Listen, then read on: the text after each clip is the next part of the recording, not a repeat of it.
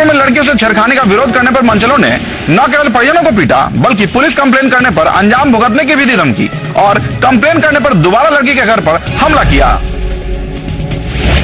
मामला वैशाली जिले के हाजीपुर शहर का है। नगर थाना क्षेत्र के बागदुल्हन मोहल्ले में रहने वाले लोग काफी सहमे हुए हैं। मोहल्ले के बगल में स्थित लॉज में रहने वाले छात्र आए दिन लड़कियों के साथ न सिर्फ छेड़खानी करते हैं बल्कि विरोध करने पर स्थानीय लोगों को धमकी भी देते रहते हैं। कल हमेशा की तरह छात्र स्थानीय लड़कियों को देख सीटी बजा और पफ्तियां कस उनके साथ छेड़खानी कर रहे थे। तब रिटायर्ड पुलिसकर्मी का पुत्र अपने साथियों के साथ उनका विरोध किया, जिसके बाद छेड़खानी करने वाले। कटिहार में एक शादीशुदा महिला ने अपने शौहर के साथ हुई शादी की डोर को 3 तलाक के तलवार से काट फेंका है और अपने प्रेमी के साथ विवाह रचा लिया है। कटिहार के मोरसंडा इलाके में रहने वाली इस युवती का आरोप है कि उसकी मां ने जबरदस्ती उसकी शादी करा दी, जिसके 4 दिन बाद उसने ससुराल से भागकर अपने कथित प्रेमी नीरज के साथ शादी कर ली और कैमरे पर ही लाइव तलाक दे डाला। रजिया की किडनैपिंग के केस में पकड़ा गया नीरज खुद को बेकसूर बता रहा है। पुलिस भी मामले को प्रेम प्रसंग से जुड़ा मान रही है। हालांकि लड़की के घर वालों की किडनैपिंग की शिकायत के आधार पर अब आगे की कार्रवाई की जा रही है। जी शादी किया है। अच्छा, कैसे शादी किया? प्रेम विवाह है जी। किससे प्रेम विवाह किया है? नीरज कुमार से। तो तुमको पहले से शादीशुदा थी? तो उसको तलाक दे चुके हैं। कैसे तलाक दिया? 1 तलाक, 2 तलाक, 3 तलाक। ठीक है। अगर वो नहीं सुने होंगे तो आप कैमरे पे सुन ले कि हम 1 तलाक, 2 तलाक, 3 तलाक जानिसार अख्तर को दे चुके हैं। आप किसके साथ रहना चाहते? नीरज कुमार के साथ। प्रेम प्रसंग का था और उसका पहला शादी धन दौलत के लोभ में कराया गया था। अभी क्या दिक्कत है? कोई दिक्कत नहीं है। दिक्कत नहीं है कोई? नहीं। क्यों जेल क्यों दिया गया? कोर्ट क्यों? अपहरण का आरोप लगाया जा रहा है। क्या है? ये अपहरण का आरोप नहीं है, गलत है। इस निकाह तलाक फिर ब्याह के चौराहे से गुजरती इस जोड़े की कहानी ऐसे मोड़ पर है कि अब इसका अंत क्या होगा, सबकी नजर इसी पर टिकी है। रेल दुर्घटनाओं के बाद भी दानापुर रेल प्रमंडल ने सबक ले लिया। यहाँ जीआरपी और रेल प्रशासन की मौजूदगी में लोग जान जोखिम में डालकर ट्रेन पकड़ते हैं। दानापुर रेल मंडल के दानापुर स्टेशन का ये हाल है। भीड़ को कंट्रोल करने की जिम्मेदारी प्रशासन समझता ही नहीं। लोग जान जोखिम में डालकर ट्रेन पकड़ते हैं। अपने सामान और परिवार के साथ रेलवे ट्रैक पर भी खड़े हो जाते हैं। दरअसल दानापुर रेल डिवीजन में पाटलिपुत्र स्टेशन के बनने के बाद बहुत सी ट्रेनें पाटलिपुत्र स्टेशन तक ही जाती है। जिन यात्रियों को पटना या फिर राजेंद्र नगर स्टेशन तक जाना होता है, उन्हें काफी परेशानियों का सामना करना पड़ता है। आरपीएफ, रेलवे, जीआरपी और पुलिस मौजूद होती है, लेकिन व्यवस्था नहीं, बातों से ही काम चलाती है। ट्रक पर जो पब्लिक कर रहे हैं ये सड़क गलत है। इससे कोई भी हादसा हो सकता है। देखिए ये ट्रेन चालू हो गई है, पब्लिक क्रॉस कर रहे हैं, इससे कुछ घटना घट सकती है। ये प्रशासन वहाँ पर खड़ी है जो कुछ नहीं कार्रवाई कर रही है अपने सेफ्टी के लिए और ओवरफुट पे इस्तेमाल कर रही है। जो ये रेलवे लाइन क्वेश्चन कर रहे हैं उसके लिए थोड़ा सोच समझ के करना चाहिए। नियमों को ताक पर रखकर रेलवे ट्रैक पार करने का सिलसिला जारी है। हर रोज होने वाली इस लापरवाही को देखते हुए रेल प्रशासन कोई कार्रवाई नहीं करता। ये स्टंट जानलेवा है। अगर जरा सी भी चूक हुई तो आपको अपनी जिंदगी से हाथ धोना पड़ सकता है। लेकिन ऐसा ही नजारा दिखा रांची लोहरदगा पैसेंजर ट्रेन में। तेज रफ्तार से दौड़ रही इस ट्रेन के ऊपर बेझिझक और बिना सेफ्टी के खड़े ये लड़के कोई फिल्म की शूटिंग नहीं कर रहे, बल्कि ये तो वो हैं जो अपनी रोजी रोटी की तलाश में शहर की ओर जा रहे हैं। लेकिन जरा देखिए, उन्हें अगर जरा सी चूक हुई तो उनकी रफ्तार भरी जिंदगी थम जाएगी और इन्हें अपनी जिंदगी से हाथ धोना पड़ सकता है, क्योंकि अनहोनी कोई निमंत्रण देकर नहीं आती। हालांकि गार्ड ऐसा न करने की हिदायत भी देते हैं, लेकिन कुछ लोग अपनी मनमानी करने से बाज नहीं आते। बहरहाल ये कोई नहीं चाहता कि वो हादसे का गवाह बने, लेकिन ऐसे स्टंट यकीनन किसी बड़ी दुर्घटना को निमंत्रण जरूर दे रहा है। हाजीपुर में लड़कियों से छेड़खानी का विरोध करने पर मंचलों ने न केवल परिजनों को पीटा बल्कि पुलिस कंप्लेन करने पर अंजाम भुगतने की भी दी धमकी और कंप्लेन करने पर दोबारा लड़की के घर पर हमला किया। मामला वैशाली जिले के हाजीपुर शहर का है। नगर थाना क्षेत्र के बागदुल्हन मोहल्ले में रहने वाले लोग काफी सहमे हुए हैं।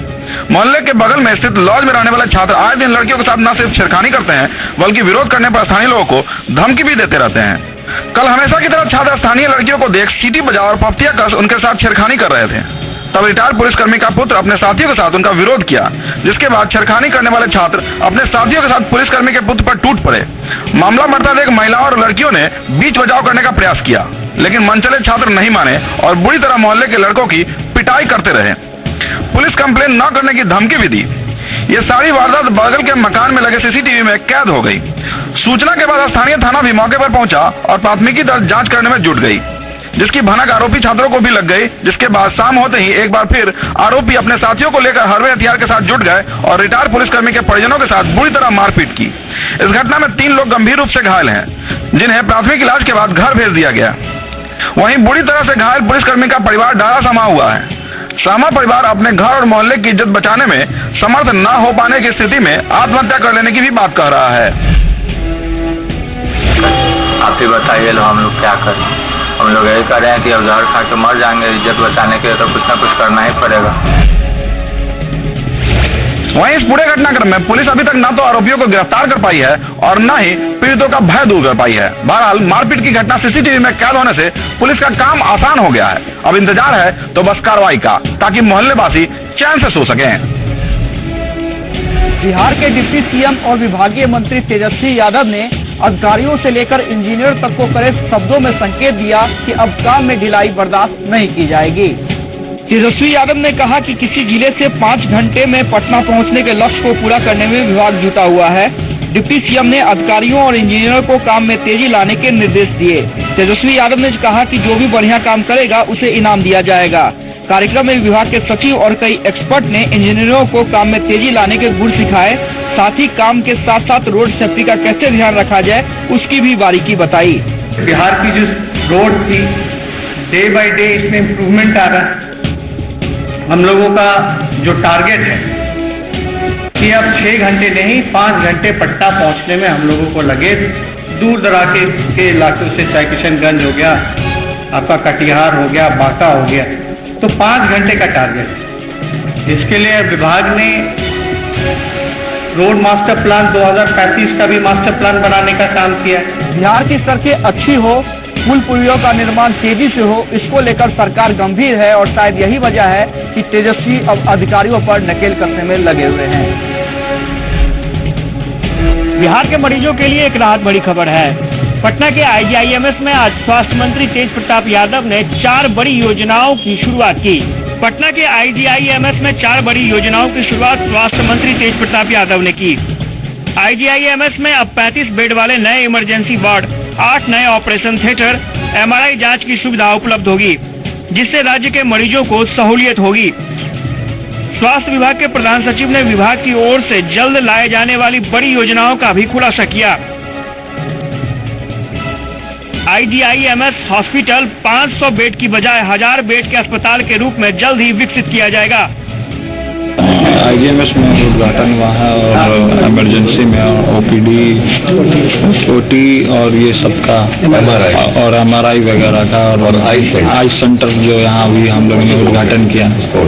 तो पहले से इनका कंस्ट्रक्शन वगैरह सारा जो है यहाँ IGMS का चल रहा था और पिछले बार प्रोग्राम हुआ था तो उसमें मैं आया था, तो उसमें निर्देश भी दिया था डायरेक्टर साहब को भी और अपने विभाग में भी बोला था कि इसको बढ़िया से रिमॉडलिंग करके और ताकि लोगों को असुविधा नहीं हो और कम से कम जैसे MRI वगैरह का भी मशीन वगैरह जो लगा है, मार्केट में ज़्यादा रेट पे है, यहाँ सस्ता रेट पे है, तो उसको हम लोगों ने करने का काम किया है। जितनी भी सुविधाएं जो स्वास्थ्य विभाग की तरफ से जो हम लोग दे रहे हैं सारे मरीजों के हित के लिए है। इन योजनाओं के जमीन पर आने से मजबूरी में पटना से बाहर इलाज कराने वाले मरीज हो या फिर निजी अस्पताल की ओर जाने वाले मरीजों को बड़ी राहत मिल सकेगी। जेडीयू के राष्ट्रीय अध्यक्ष और मुख्यमंत्री नीतीश कुमार ने कार्यकर्ता सम्मेलन को संबोधित किया। जेडीयू की नजर न सिर्फ दिल्ली विधानसभा चुनाव पर है बल्कि एमसीडी चुनाव पर भी है। जेडीयू दिल्ली की सियासत में निचले पायदान से चढ़ाई करनी शुरू कर दी है। उसकी नजर एमसीडी चुनाव पर है।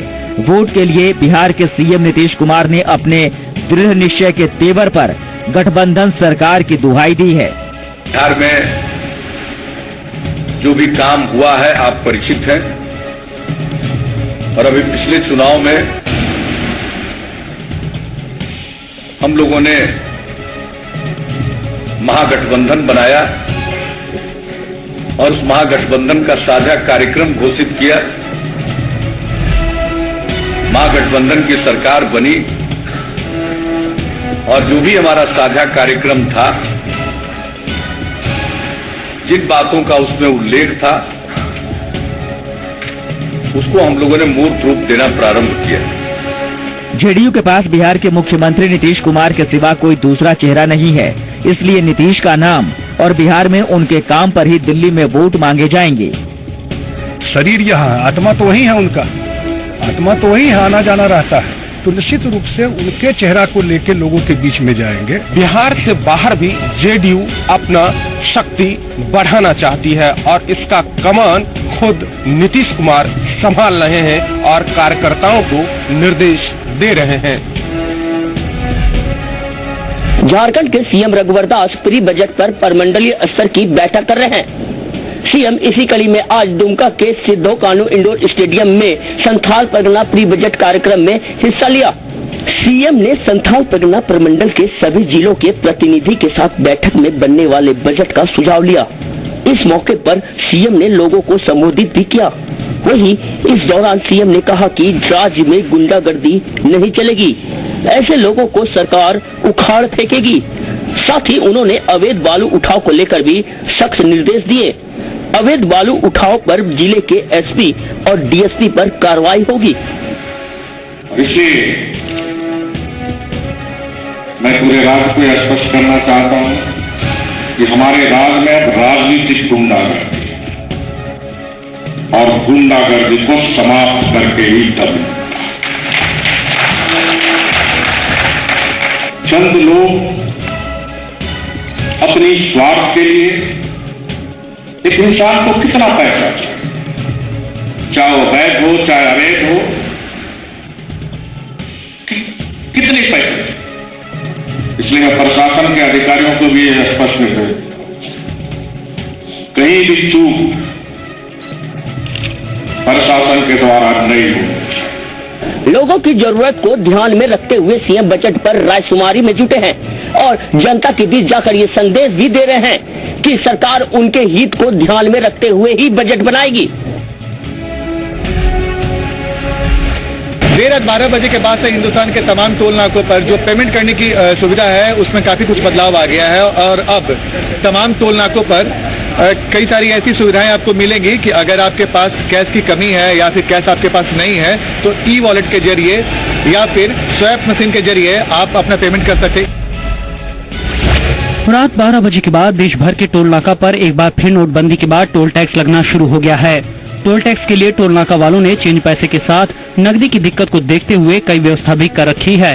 वाहन से आने जाने वालों के लिए कैश पेमेंट के साथ ई वॉलेट और स्वाइप मशीन के साथ डेबिट कार्ड से भी पेमेंट लिया जा रहा है।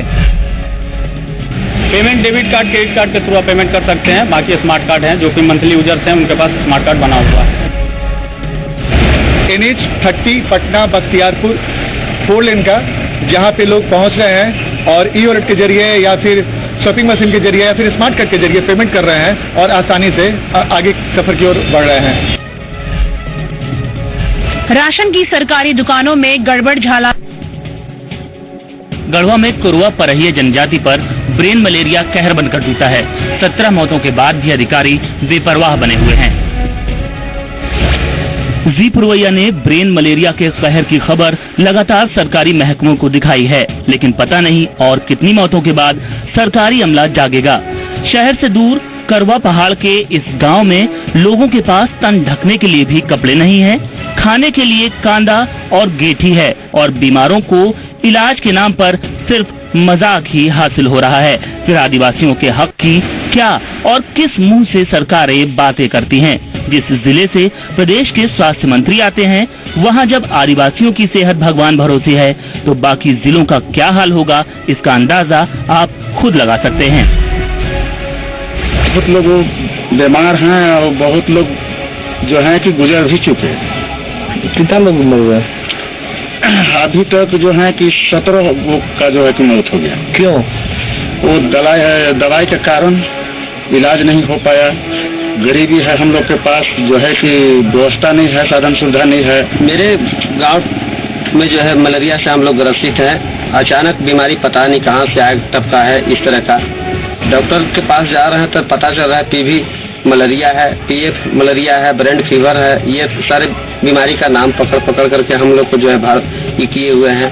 और दवा के रूप में हम लोग को गोलियां के अलावा और कुछ देते नहीं है।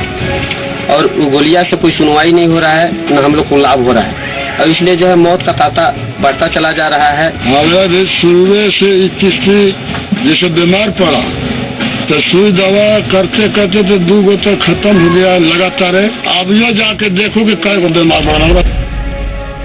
मीडिया में खबरें आने के बाद अधिकारी हालांकि जागे तो, लेकिन खाना पूर्ति कर अधिकारी भी गांव से निकल चुके हैं।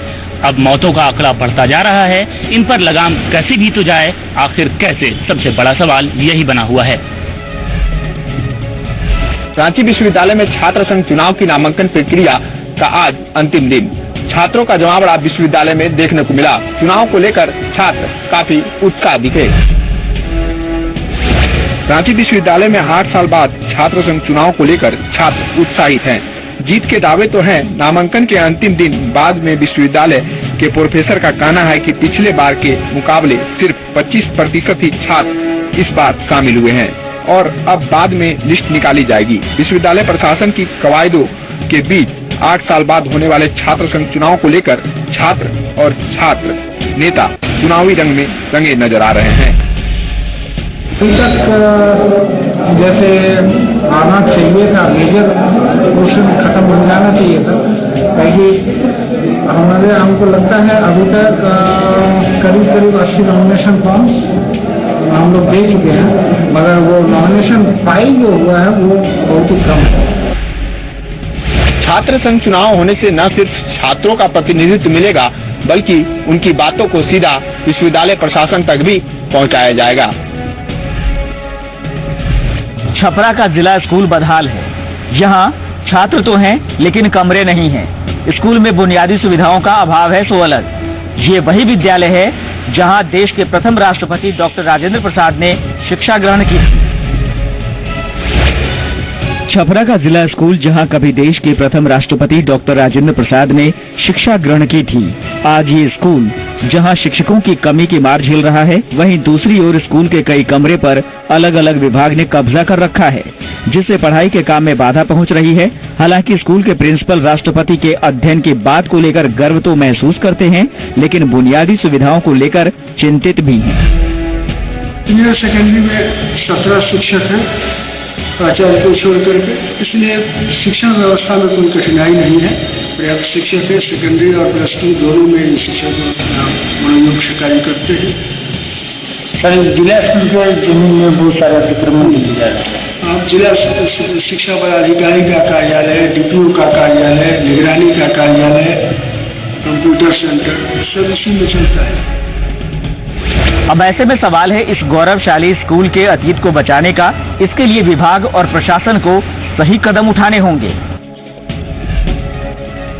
राशन की सरकारी दुकानों में गड़बड़ झाला कम करने के लिए जिन पोस्ट मशीनों की शुरुआत की गई, वो पोस्ट मशीनें अब गरीबों के मुंह से निवाला छीनने का काम कर रही हैं। चाईबासा में गरीबों का अनाज एक मशीन में बंद है। पोस्ट मशीन के काम नहीं करने से लोग घंटों विमल किशोर की सरकारी राशन की दुकान में खड़े दिखते हैं। आखिरकार उन्हें राशन नहीं मिलता और वो खाली हाथ घर लौट जाते हैं। पोस्ट ऑपरेटर की माने तो इंटरनेट के काम नहीं करने की वजह से लोगों को राशन देना मुश्किल है और मशीन में डेटा भी गलत फीड कर दिया गया है। अधिकारियों को इस समस्या के बारे में सब पता है, लेकिन इन्हें भी व्यवस्था के सुधरने का इंतजार है। मेरा आधार कार्ड बोला था, मेरा परिवार को देने के लिए नया कार्ड बनेगा बोल के बोले थे। हम 4 आदमी का कार्ड दिए थे आधार कार्ड का, तो खाली सिर्फ मेरे आया और 3 आदमी का नाम आ रहा, लेकिन उसका आधार कार्ड नहीं आया। जब हम अंगूठी लगा रहे दोनों का हाथ का, तो मेरा आ रहा है नेट में, तो हमको नहीं मिलेगा क्या? अब सवाल ये उठता है कि जिन पोस्ट मशीनों को सहूलियत के लिए लगाया गया था, अगर उनसे सहूलियत ही नहीं मिलती तो इसका जिम्मेदार कौन होगा? कहते हैं अगर मन में जज्बा हो तो कोई काम मुश्किल नहीं, और ऐसी ही कुछ मिसाल पेश कर रही हैं होटल लॉ ग्रेविटी की दिव्यांग महिलाएं। जमशेदपुर के सर्किट हाउस में चल रहा लॉ ग्रेविटी रेस्टोरेंट इसी की मिसाल पेश कर रहा है। वजह यहाँ काम करने वाली सभी महिला कर्मचारी मूक बधिर युवतियाँ हैं। यहाँ वेटर से लेकर मैनेजर तक सभी दिव्यांग हैं। बेहतरीन काम के दम पर इन लोगों ने अपने ग्राहकों को मुरीद बना लिया। दरअसल एक दिव्यांग युवती ने लॉ ग्रेविटी के संचालक अविनाश दुग्गड़ की सोच बदल कर रख दी। दुग्गड़ एक दिन अपनी चाय की दुकान पर थे। उनके पास एक दिव्यांग युवती काम मांगने के लिए आई, लेकिन उन्होंने उसे काम पर नहीं रखा। लेकिन कुछ ही दिनों के बाद उनकी सोच पूरी तरह बदल गई और एक ऐसे रेस्टोरेंट खोलने की तरफ प्रेरित हुए जिसमें सिर्फ दिव्यांग लोग ही काम करें। कि बहुत मतलब इनोवेटिव तरीका था। एक्चुअली इन लोगों का कन्वर्सेशन इतना इजी था। हम लोग जनरली साइन लैंग्वेज यूज करते हैं, लेकिन ये लोग नॉर्मली जो है देख करके और फिर उसको कंफर्म करे, वो बहुत अच्छा लगा। मुझे हम लोग को पता ही नहीं चला कि वो विकलांग है या वो यही बात है, हम लोग को पता ही नहीं चला हमें। एकदम नॉर्मल की तरह, एकदम हंसी खुशी, वो मुझे बहुत अच्छा है। आज होटल लॉ ग्रेविटी में 120 तरह की चाय के साथ साथ जूस, पिज्जा और बर्गर भी मिलता है, और इसे पेश करती हैं दिव्यांग महिलाएं।